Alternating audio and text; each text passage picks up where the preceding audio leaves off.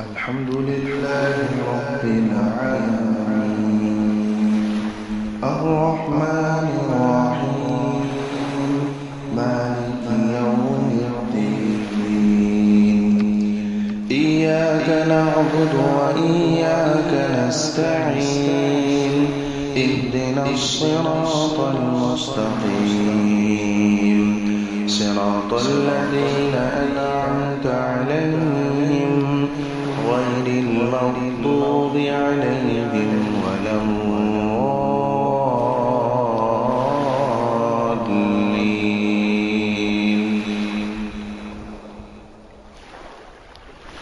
يا بني إسرائيل اذكروا نعمتي التي أنعمت عليكم وأني فضلتكم على العالمين. واتقوا يوما لا تجزي نفس عن نفس شيئا ولا يقبل منها عدل ولا تنفعها شفاعة ولا هم ينصرون.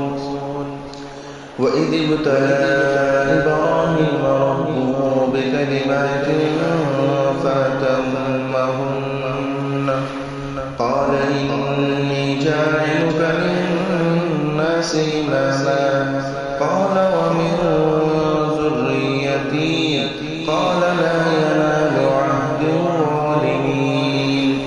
وإذ جعلنا البيت مثابة للناس وأمنا واتخذوا من مقام إبراهيم مصلى وعهدنا إلى إبراهيم وإسماعيل أن طهرا بيتي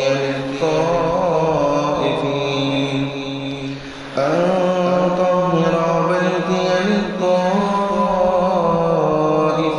والعاكفين والركع السجود. وإذ قال إبراهيم رب اجعل هذا بلدا آمنا وارزق أهله من الثمرات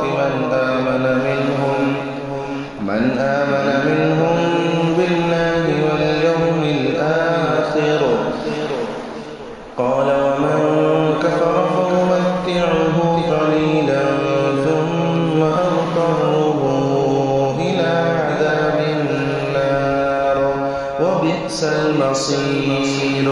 وإذ يرفع إبراهيم القواعد من البيت وإسماعيل ربنا تقبل منا إنك أنت السميع العليم ربنا وجعلنا مسلمين لك ومن ذريتنا أمة مسلمة لك وأرنا مناسكنا وتب علينا إنك أنت التواب الرحيم. ربنا وابعث فيهم رسولا منهم يتلو عليهم آياتك ويعلمهم الكتاب